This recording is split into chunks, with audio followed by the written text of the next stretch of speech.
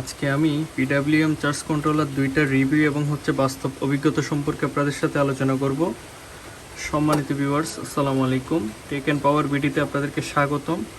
তো আপনারা দেখতেছেন আমার এখানে দুইটা কন্ট্রোলার, একটা রহিম অ্যাপ্রোচের আর একটা এক সময়কার অনেক ভাইরাল কন্ট্রোলার। তো এদিকে যেটা কন্ট্রোলার দেখতেছেন এটা গত প্রায় 15 থেকে 20 বছর যাবত অনেক ভালো সার্ভিস দিয়ে আসতেছে এই কন্ট্রোলারটা। এটা আমাদের এলাকার মসজিদে ব্যবহার হইতো, ওইখান থেকে আমি টোটালি সব কিছু কিনে নিয়েছিলাম। তো এটার সাথে দুইটা কন্ট্রোলার ছিল, একটা ইউজ করতেছে আর একটা পরে আছে।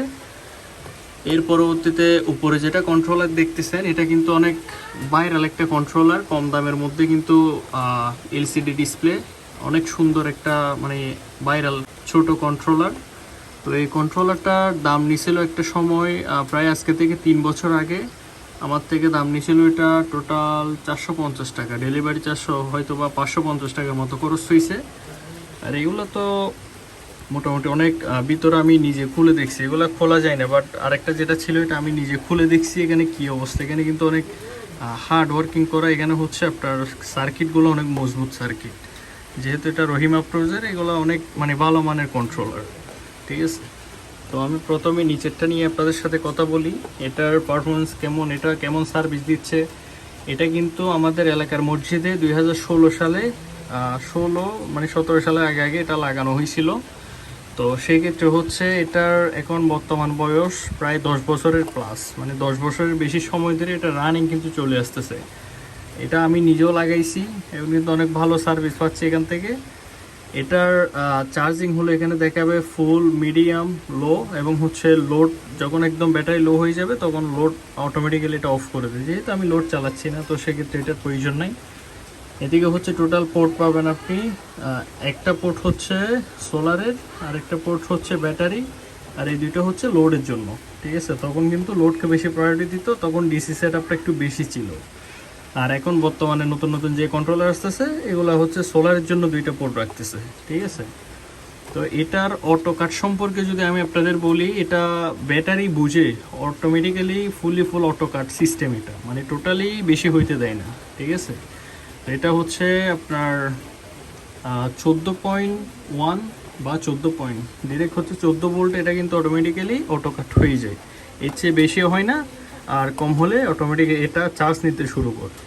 এটা ইটকোলের অ্যাপ্রুভ আছে, একদম 100% অথেন্টিক একটা প্রোডাক্ট, ঠিক আছে। এটা মোটামুটি অনেক ভালো সার্ভিস দেয়। এর পরবর্তীতে আসি উপরেরটা নিয়ে।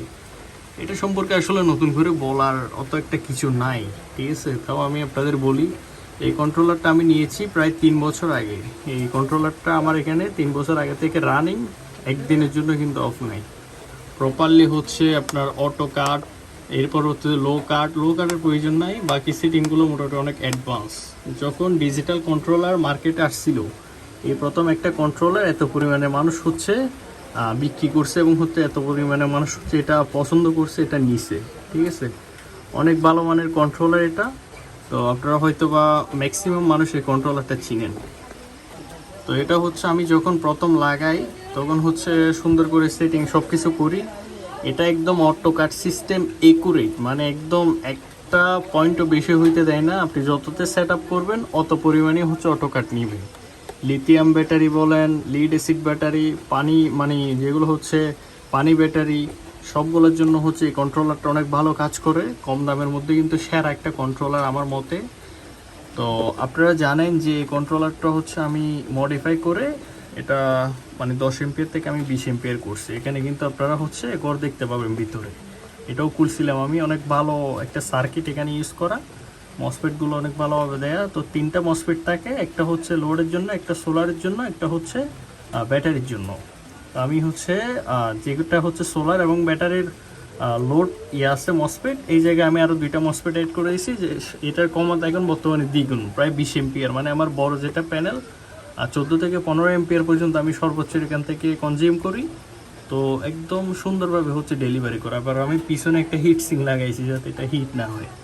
এইভাবে এটা চলতেছে, মোটামুটি অনেক ভালো সার্ভিস দেয় এটা। তো এর পোর্টগুলো যদি নিয়ে আমি কথা বলি, এদিকে দেখতে পাচ্ছেন এটা সোলারের জন্য, এটা ব্যাটারির, আর এটা লোডের। আমার যেহেতু লোড চলতেছে না, এটার অত একটা প্রয়োজন নাই।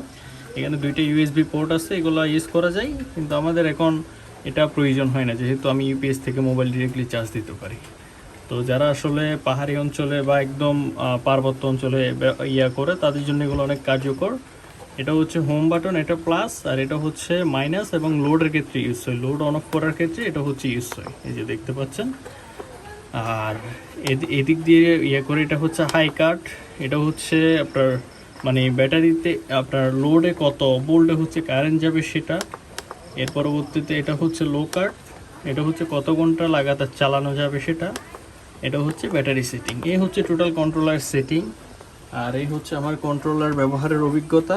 আপনাদের কার কেমন লাগে অবশ্যই মানে কমেন্ট করে জানাবেন। আপনারা এখন বর্তমানে কোন কন্ট্রোলারটা ইউজ করেন?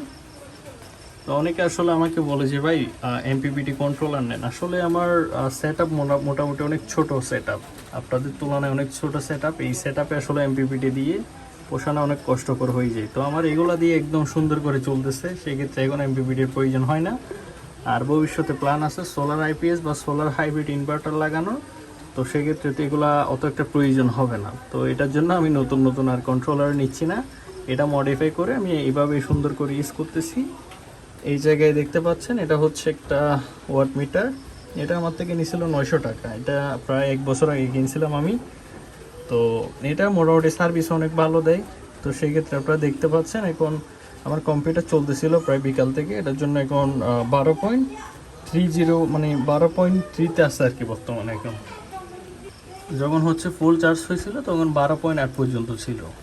তো এই হলো আজকের ভিডিওটি কেমন হলো অবশ্যই কমেন্টে জানাবেন। এরকম নিত্য নতুন ভিডিও পেতে আমার পেজটি ফলো করে পাশেই থাকবেন। আসসালামু আলাইকুম।